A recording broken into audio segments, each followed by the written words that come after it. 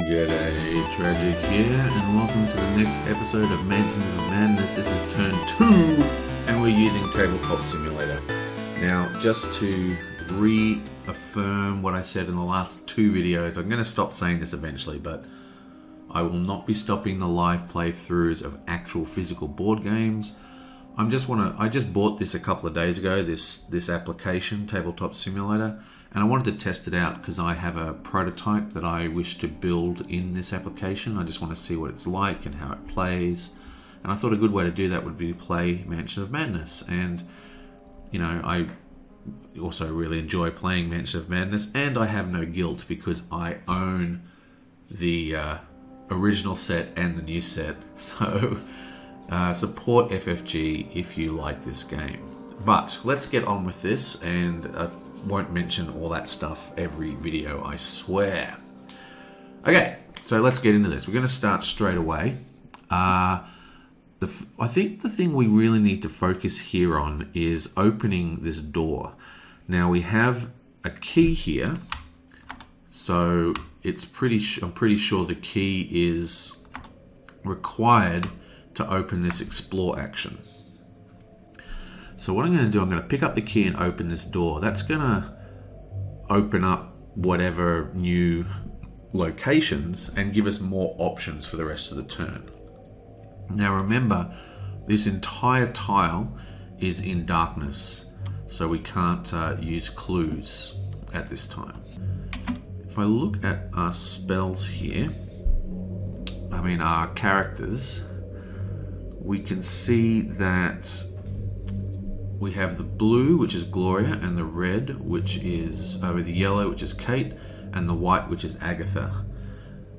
Now, Agatha has a shriveling spell, and Gloria has the ritual dagger, which means that I think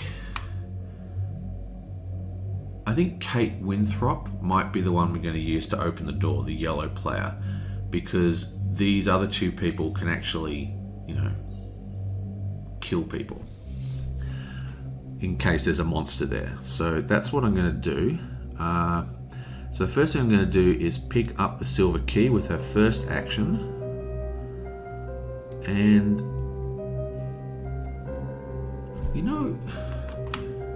the ritual dagger gives you 1 extra roll to spellcasting dice, and she does have the shriveling. Now I've been splitting these up because the dagger can still be used as a dagger for 1 piercing damage. But I think I might actually, in the same trade action, she's going to take the ritual dagger and then give it to Agatha. So she gets an extra die roll on shriveling. And then for her second function, she's going to click a rune ski. The door has a glowing silver glyph on it, depicting a key. You can explore only if you have the silver key unique item, which we do. Yabam. Oh. The cool night air is welcome after the dank underground. You recognize your surroundings and gather that you have been imprisoned in the hills outside of Dunwich. Discard this explore token and place the cave entrance and covered bridge tiles as indicated. Okay.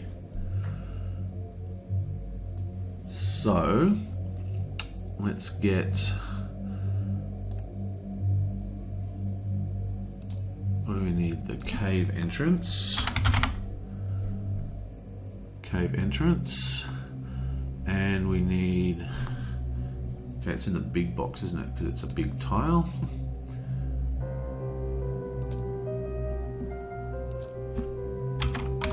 Covered... Oh. It's, oh no. If this item isn't... Maybe I didn't import this item in. Ah.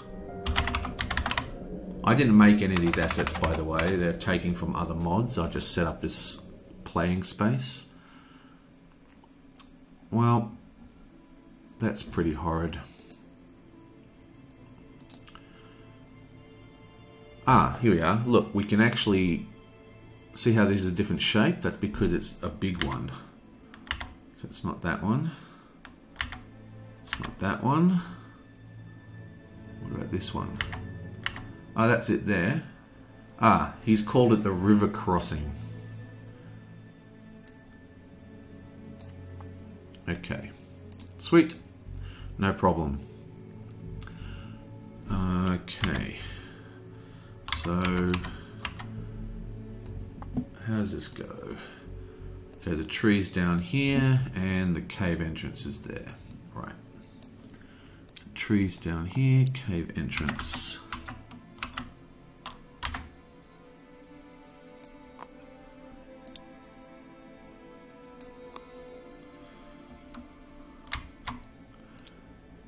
I have to admit, it's pretty impressive, this application.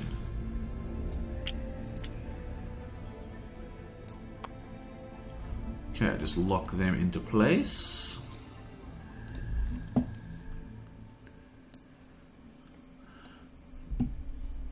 Bam.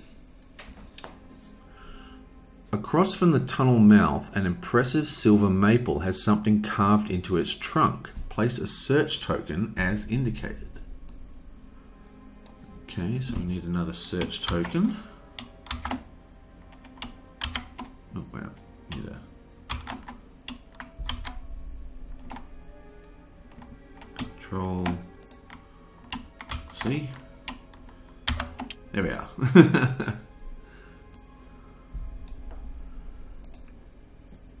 Ahead you see the covered bridge that crosses Bishop's Brook. Though the inside is deeply shadowed, place darkness in each space of the covered bridge. Okay, so I'm actually going to drag the darkness out from this bag because the darkness is a finite... Darkness and fire tokens are actually finite resources. So you can't just use as many as you want. At some point, if you run out of tokens, you need to remove tokens from elsewhere. Boom. Okay.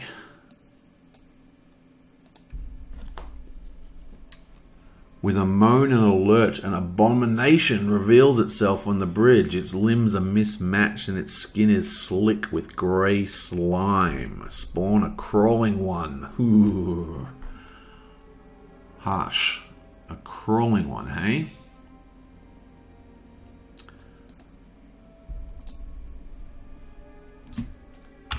Crawling one.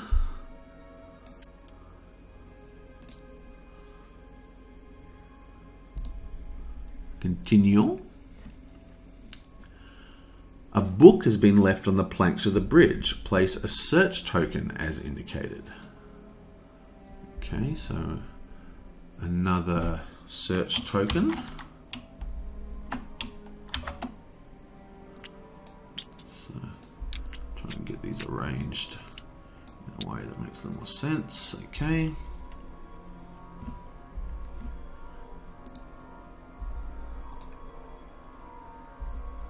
A boat is overturned on the riverbank under the bridge. Something is glowing through the holes in the hull with purple light. Place a search token there as well. Okay.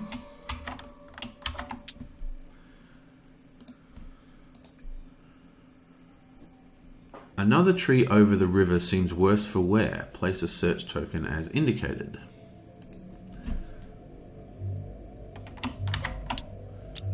Okay.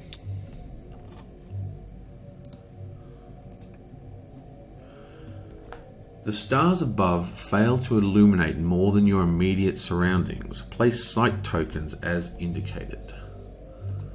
Okay, sight tokens.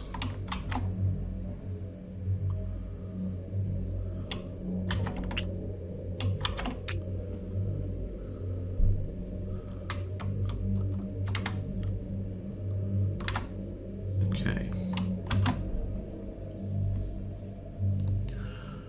Man, that's got to be it. You may move one space into the explored area. And shebam. Yonk. Let me think. Does she actually want to move into there? She's got no more turns this turn, right? So she's stuck there. 1, 2, 3, 4. Yeah, so it's actually 1, 2, 3. So it's 2 actions to get onto the bridge to attack the crawling one, which means the crawling one is going to come out of that bridge and attack us, and there's nothing we can do about it. So there's no advantage really of her moving out. So she's going to stay in here. So when he comes out of the bridge, assuming he gets 2 movement, she's not going to be in range for a horror check. Okay, so yabam. Zebulon pushes out of the morgue behind you, breathing deeply in the cool night. Move Zebulon Watley as indicated. Yonk.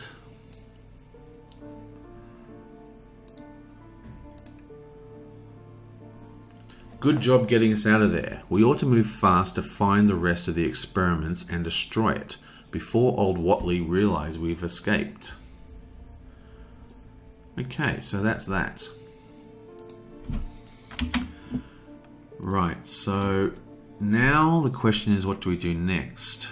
We've got a search token here and we've got a torch. I think we're gonna... Okay, I think Agatha is gonna go 1, 2, and then activate this search token here. Yabam. Search-a-roonski. The carving is reminiscent of an opening door, but while you are examining it, your mind is grabbed by something other than power. A mind test. Okay, so her mind is 4, so we have 4 dice. I think that's a pretty decent amount of dice. So let's roll. 1, 2, 3, 4, 5, 6, 7, 8. Yeah, bam! 2 successes. Excellent. That's usually enough to pass. Booyah. The pattern suddenly makes sense, and you know the carving was meant to unlock human potential. Suffer 1 face-down horror and gain the Feed the Mind spell, then discard this search token. Okay. I'll just pull that over here. I'll just delete it.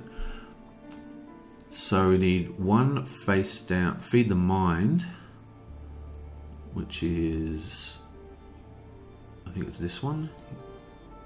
Oh, actually, let's shuffle it a couple of times and grab the top one. And she has 2 spells now.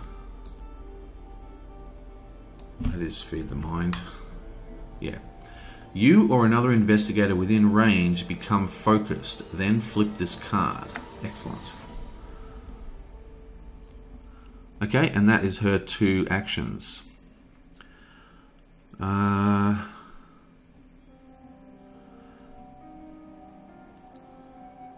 know what I might do? I'm going to use the doctor's ability. You or another investigator within range may flip 1 damage face down or discard 1 face down damage.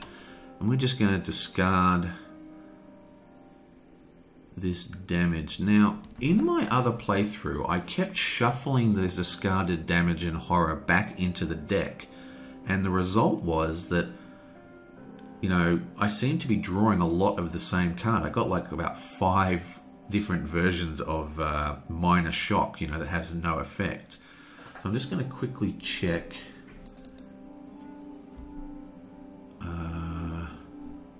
damage and horror, darkness, discard. Here we are. When a damage or horror is discarded, it is shuffled back into the deck. Okay, so much for that. So we're just going to put that back in the deck and then shuffle it. Beautiful. So it gives him another health back. And then for his second action,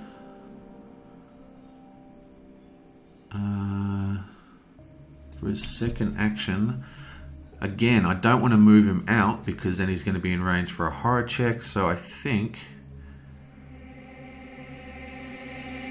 I'm just going to go 1, 2, and he's going to pick up the torch next round. Now remember, this is a light source, which means that even though no one's holding it, it doesn't matter. It still negates darkness. I'm pretty sure it negates darkness only for the zone it's in. Or maybe it's within range of where it is. Darkness, here we are. Investigators ignore darkness in a space containing a light source. The light source can be held by an investigator or dropped in the space. Okay, so it's only the space, it's not within range, so it's just that one area. Okay, and that's the end of his turn. Yonk. So, now what? 1, 2. I think Gloria is going to go 1. Actually, she's going to go 1, 2. Hang on, let me just check her stats. Oh, she's 4 at almost everything. So she's actually pretty damn good. So, yeah, let's send her to here. So that's 1, 2, and she's going to activate this one. The dark streaks on the floor seem to be a pattern of burns and blood. The smell of saltpeter and ether lingers around the burns on the morgue's floor. The sharp scent makes your eyes water, and the pattern wavers for a moment, resolving into a collection of orbs and tendrils. Become focused, then discard this search token. Excellent. Excellent. So she becomes focused.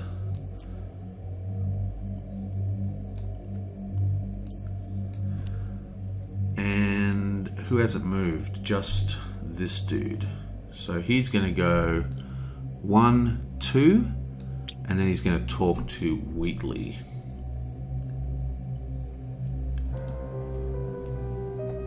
Booyah. Zebulon stands gazing at the stars, ignoring all else around him. You know this sky ain't right. I should have known something like this would happen with stars like those. It is dangerous. What are you looking at? Let's do what are you looking at? I don't know which one then. Yeah, let's do what are you looking at. Bam. Zebulon glares at you. Can't you listen? I grew up in these hills, but I never saw stars like this. I suppose you see nothing wrong. You examine the sky, but the stars appear as they always do. Even if they do see unnaturally close. Gain 1 clue. Okay, so he gets another clue. And that will be it. That's the end of the second turn. So let's just zip over to the Mythos phase. Yabam. What you got for us? This miss-off event affects the investigator in an outdoor space with the highest lore. Okay, so we only have 2. We have Harvey and we have Agatha. So Harvey's lore is 4 and Agatha's lore is 5. So it affects Agatha.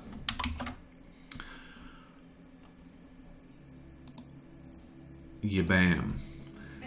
Squinting into the night, you are able to discern a faint warping of the air before you. Suddenly the air solidifies into a writhing mass of tentacles as large as a house. One pale limb flings you into a nearby tree, but just as abruptly as the abomination appears, it fades into starlight. Suffer 2 face-down damage and 2 face-down horror. Mind negates. Wow, that's awesome. I'm digging this quest. This quest, by the way, is actually a reimagined version of one of the quests from Forbidden Alchemy, which is an excellent expansion for the original game. There's only 2 expansions and they're both excellent, actually. So that was a mind test. Her mind is 4, so she has 4 will to test. And she's no longer in darkness, so she can actually, you know, do whatever. It used clues. Okay, so she gets 1, and she also gets 2. That's not very good. So she suffers 2 damage and 2 horror. 2 damage and 1 horror because she's got 1 negation. So what I think I'm going to do is actually give her 1 horror and 2 damage, because we can heal damage using the doctor. Like the doctor's ability. We've already used it once already. You can discard horror, discard damage. How awesome is that? So yeah, so we're going to have 2 horror, face down horror it is. Okay, it takes it to 7, and we also get 1 damage, which takes her to 4, and that's how annoying. Yaban. A cult member bearing a silver glyph on their hand melts out of the dark forest. Spawn occultist as indicated. Okay. Occultist.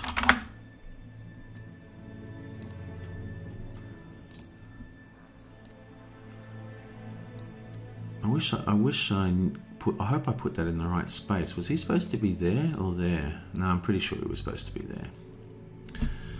Okay, spawn occultist. Now what? Booyah. The crawling one moves 1 space towards the nearest investigator within range. Then it attacks the investigator in its space with the highest strength. Okay. Moves 1 space to the nearest investigator within range. Now, this is the mistake that I made quite a lot in my last game. It was pointed out to me by my rules lawyer, Mr. Scott, in the comments. Basically, because we're not in range, so it's 1, 2, 3, that is the 3rd point for range. But if you actually look, see that yellow line there? That yellow line is a... I'm gonna have to edit these boards to get rid of the that pop-up text. That's really annoying. What was I saying? Oh yeah, see that yellow line? This yellow line acts like a door, like a wall. You can walk through it, but it cuts off range. I am almost certain of that. We'll just check that since, you know, I'm on the computer now. So impassable borders.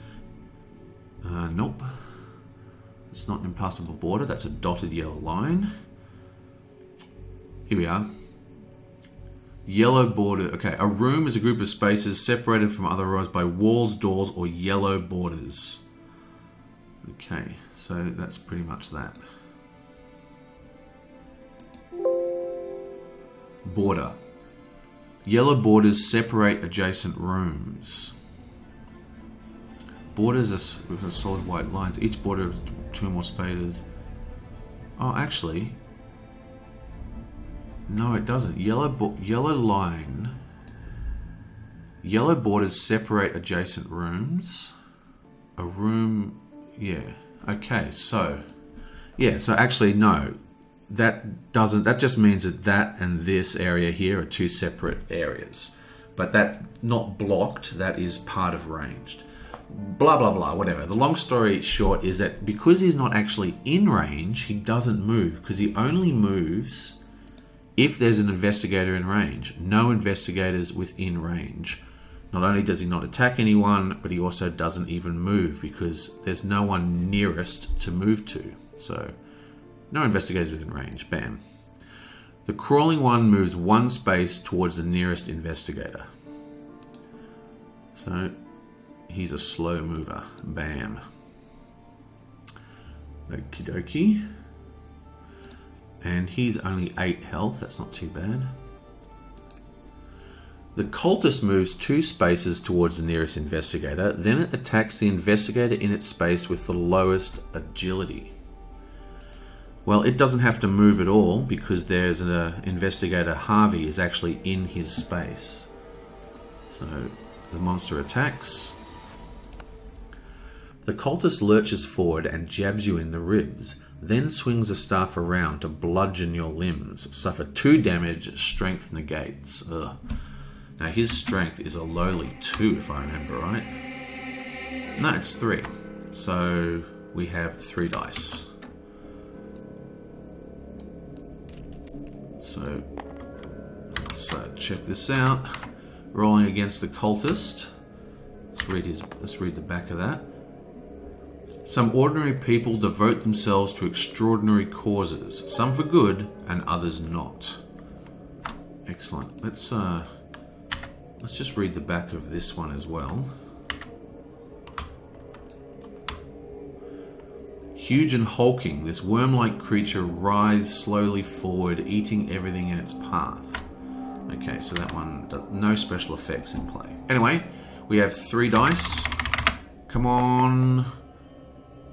Okay, we have no successes, and it was producing 2 damage, which is face-up damage.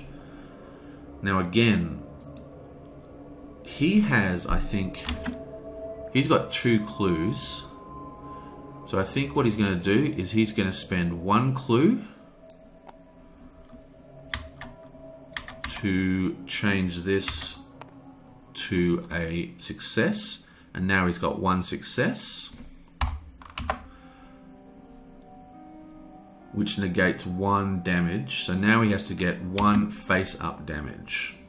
Okay, so face-up damage. Concussion. Your head feels clouded as if your thoughts swim through the fog. Resolve immediately. Discard 1 clue, then flip this card face down. Oh, well, that was a waste, not actually discarding the other clue. If only we'd spent the clue. Okay, continue. Yabam. Now we have to do the horror checks. The horror check against the monster within range with the highest horror rating. Okay, so new information, because I thought that was a border that broke range, but it's not. So 1, 2, 3. He's in range of the crawling one and the cultist. He's got a horror rating of 1, and he's got a horror rating of 4. So he has to resolve 1 against the crawling one, which we'll do right now. Yabam. Boom. The creature doubles over. From its mouth disgorges an enormous swarm of stinking worms that rush outward in a writhing wave. Oh, mine 2. Mine 2, okay. Now his mind is 4, so we have 4 dice for this.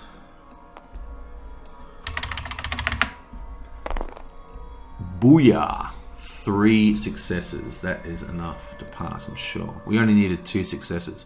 If you pass, you keep from retching and stamp at the worms.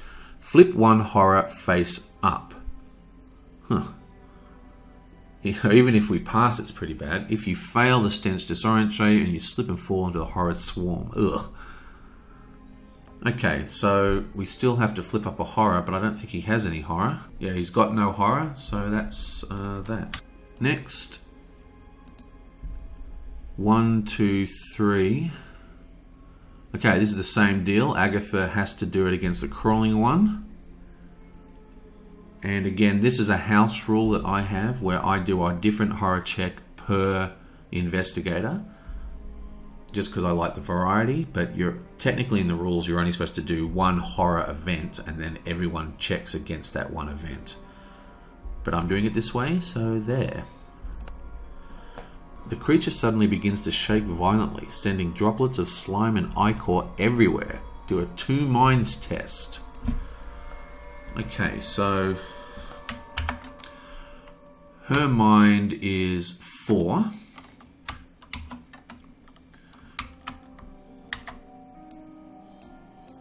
So, yabam! We only get 1 success. Let's see. If you fail, the droplets that land on you are quickly absorbed into your skin, filling you with a shuddering dread. Suffer 1 horror and become dazed. Okay. So that gives us 1 face-up horror. What exactly is dazed?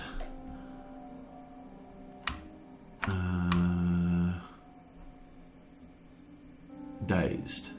You cannot spend clues. That's all that dazed is. It's not too bad.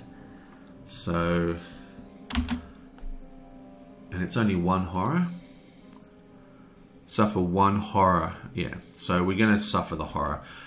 Part of my last game was that I felt that I spent my clues too quickly. So this time I'm kind of going to hoard them until they're sort of, I have to use them kind of thing. Okay.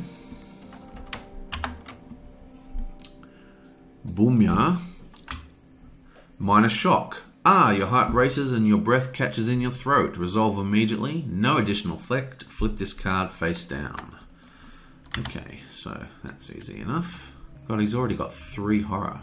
Oh, also, her special ability, after you resolve a horror check, gain a clue.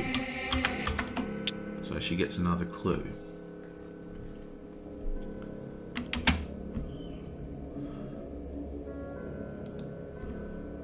Yabam. Yep, and that's it. End the mythos phase. Beautiful. Right, so that was pretty cool. We've got a lot of damage control to do here. We've got 8 damage here, and I think the cultists were 6 damage. We do have... I wish we had a way to save on horror. Probably shouldn't have done that because Agatha... she's our spellcaster and she's already got 3 horror on her. Okay, well that's the end of 2. I will see you guys next time.